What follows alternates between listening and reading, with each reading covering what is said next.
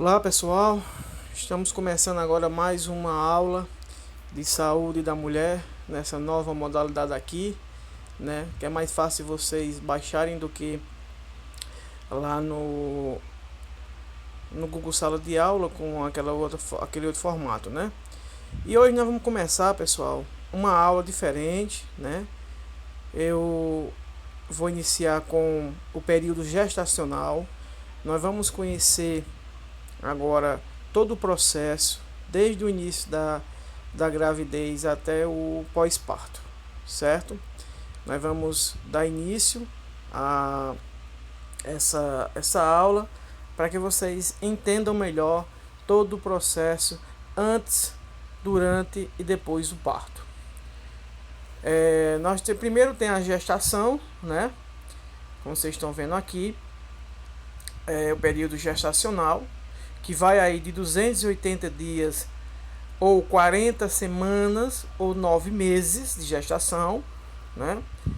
Para no 9º mês, e aí ela entra em processo de parto, tem o parto e entra depois no terceiro período desse ciclo gravídico, que é o período puerperal, o puerpério, né? Também chamado de nutriz, porque ela está nutrindo o bebê, a criança, né? Portanto, a gestação não é doença, a gestação não é nada patológico, pelo contrário, é um processo fisiológico natural, característico das mulheres, né? Do seu próprio processo natural, né? Muitas vezes as pessoas pensam que tô morto pro resto da vida, porque tá grávida, não sei o que. Não, gravidez não é nada mais do que um processo fisiológico. Agora, as responsabilidades do pai e a mãe, aí é outra história, do momento da gravidez até o final da vida do filho, né? A responsabilidade é muito grande. Mas o processo gravídico, ele é natural, certo? Portanto, vocês já sabem, né, que agora a gestação ela dura 280 dias, ou 40 semanas, ou 9 meses. O período gestacional, os períodos, né? Vocês também já aprenderam lá na embriologia que da fecundação até a 8ª semana é o período embrionário. Ele ainda é o embrião. A partir da 9ª semana até o final, na 40ª, ele passa a ser chamado de feto, né? De embrião passa para feto e a gente tem um período fetal. É isso? E o que é o puerpério, né, minha gente? O puerpério, minha gente, ele dura do nascimento da criança, né, até os 45 dias após esse nascimento. É um processo que a mulher vai passar de restauração do seu corpo, né, do sistema reprodutor, após o parto, né? O útero ele volta ao seu tamanho normal nesses 45 dias, ele volta para o seu local de origem anatômico, né? Nós até vimos que a amamentação ela contribui para essa involução mais rapidamente, para que aconteça à medida que a criança ela vai sugando, ali ela vai estimulando a involução uterina, né? Através das contrações do miométrio, e ele vai voltando a seu lugar normal. Aí tem os lóquios, que vocês vão ver tudo mais na frente, que o lóquio são as secreções que a mulher tem nos primeiros dias de resto de parto, que você tem que observar também. A questão do aleitamento materno, né? E vários outros, a questão a observação de se não tem infecção, infecções, né?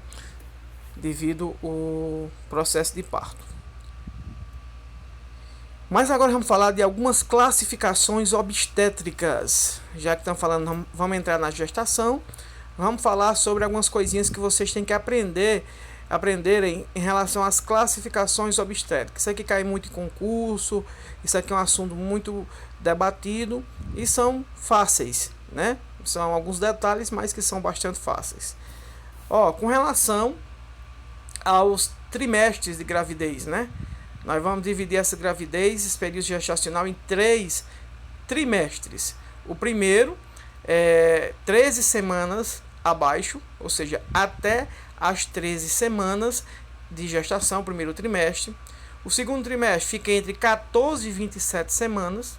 E o terceiro trimestre acima das 28 semanas. O Ministério da Saúde, todos os seus protocolos de atendimento ao pré-natal, ele utiliza muito essa questão que tem ações características no primeiro trimestre, no segundo trimestre, por isso que é importante dividir em trimestres. Classificação quanto ao período de gravidez, minha gente. Ou seja, nós vamos saber se, a depender das semanas, se tem uma gestação prematura, a termo e pós-termo.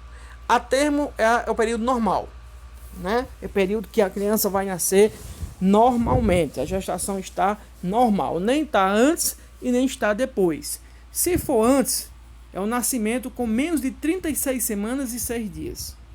Por que 36 semanas e 6 dias, Micael? Porque se eu colocar, se for 36 semanas e 7 dias, já não é mais 36, já vai para 37 semanas, não é isso? E de 37 a 41 e 6 dias, ela é uma gestação a termo, o período normal, né? Abaixo dos 37 é prematuro. A criança nascer antes disso já é uma criança prematura. Se ela nascer de 37, 41 semanas e 6 dias, ela é a termo. E se ela for acima de 42 semanas em diante, é uma gestação pós-termo. Beleza, minha gente? Prematuro, a termo e pós-termo, quanto ao período de gravidez. Mais classificações com relação à gestação, né? Com relação à quantidade de gestação que essa mulher teve. Se ela nunca teve uma gravidez, se ela nunca teve uma gestação, antes dela estar grávida, ela é chamada de nuligesta, né? Ou seja, nula quer dizer nada, não tem nenhuma gestação. Se ela é a primeira gestação dela, ela é chamada de primigesta. Se ela tem mais de uma gestação, é chamada de multigesta. Ou seja, outras gestações, mais de uma. Beleza? Nuligesta, primigesta e multigesta. Com relação agora à classificação, com relação à paridade. Ou seja, a questão, paridade vem de parir mesmo, por canal vaginal, certo? Quantas vezes ela pariu, que as pessoas chamam de parto normal, quantas vezes ela pariu pela vagina, é o parto vaginal. A pessoa gosta de confundir, chamar de parto normal, mas não é, o parto normal, a gestação estando normal, ela seria normal, né? Portanto, o ideal é você chamar o parto vaginal, que é sai a criança pela vagina. Se ela nunca pariu pela vagina, ela é chamada de nulípara. Ela pode ser, Micael, primigesta e pode ser nulípara? Pode. Por quê? Porque ela teve uma gestação, mas pariu por via cesariana. Foi uma cirurgia que ela fez, não foi por parto vaginal. Portanto, pode sim ela ser nulípara e primigesta. Ou até duas gestações e o parto foi cesariano, ela pode ser multigesta e nulípara. Não é isso? E quando é primípara, Micael? É quando ela pariu uma vez por via vaginal. E multípara, quando ela pariu mais de uma vez por via vaginal. Certo, minha gente? Paridade tem a ver com a questão de parir pela vagina, pelo canal vaginal. Espero que vocês tenham entendido. Vamos para mais uma classificação em relação a termos, né? Termos técnicos. Gestante é uma mulher que está em uma gestação. Parturiente, ela está em trabalho de parto. A mulher em trabalho de parto, ela não é chamada de gestante. Gestante é antes do trabalho do parto. Todo o período, até a 40ª semana, ela é chamada de gestante. A partir do momento que ela entra em trabalho de parto, ela é chamada de parturiente. E depois que ela pariu, ela é chamada de puérpera, que é o pós-parto. Legal, minha gente? Portanto, essas últimas aqui, ó, com relação à gestação, pode ser nuligesta, primigesta, multigesta. Com relação à paridade, ela pode ser nulípara, primípara ou multípera. Com relação aos termos técnicos, ela pode ser uma gestante, quando está em período de gestação, parturiente quando está em trabalho de parto e puérpera quando ela está no pós-parto. Certo?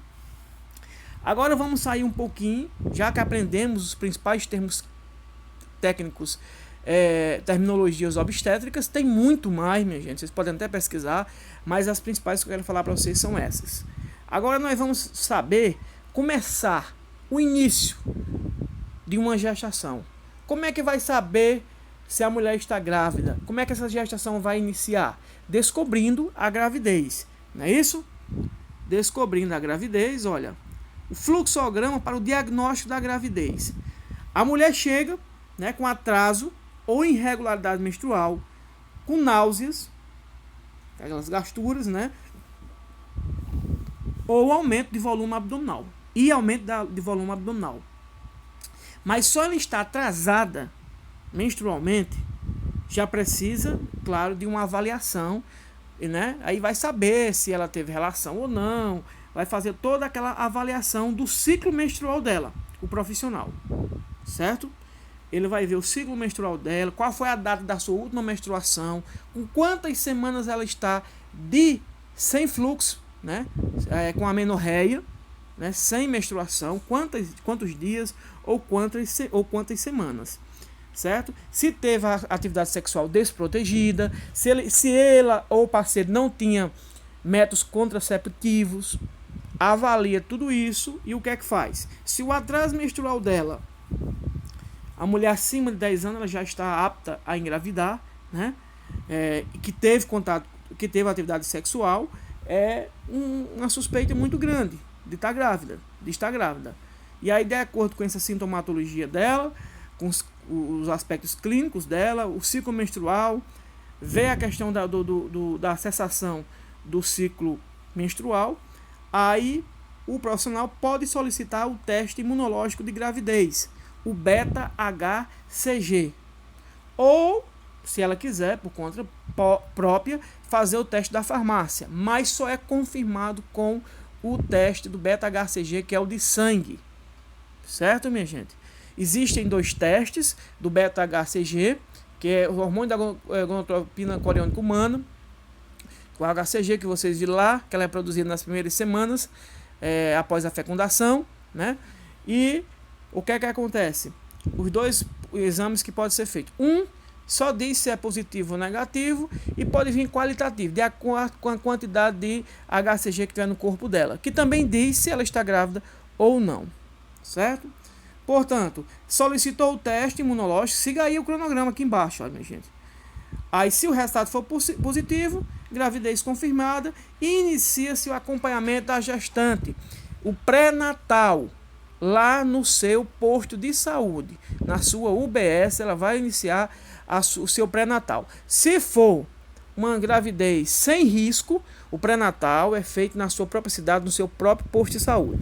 Mas se for uma gestação de alto risco, aí é encaminhado para um obstetra, porque só ele é quem pode dar um acompanhamento especial. Não deixa de ser acompanhado aqui no município, mas tem que passar primeiro pelos cuidados clínicos do obstetra. A nossa referência é a Policlínica do Brejo Santo.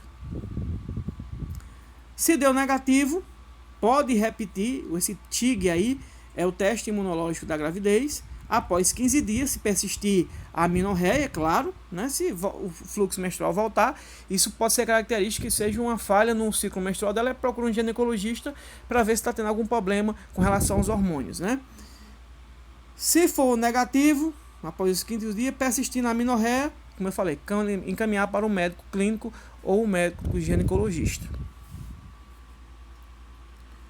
Os sinais de gravidez, minha gente, o diagnóstico da gravidez, resumindo, existem 3 sinais que se analisa para fechar o diagnóstico da gravidez. Além desse protocolo, o que é que acontece? E temos os sinais de presunção, de probabilidade e o sinal de certeza. Quando tiver no sinal de certeza, é que ela está grávida. A presunção, ela presume que ela pode estar grávida, não é isso?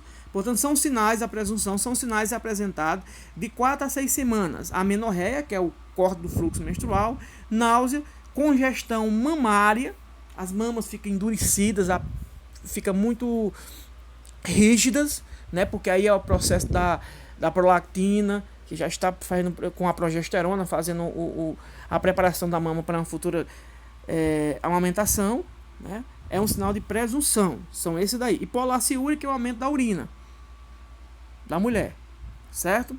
E os sinais de probabilidade são sinais apresentados entre 6 e 16 semanas, amenorreia, aumento uterino e aumento do volume abdominal. Aí já tem quase uma certeza, um aumento abdominal, né?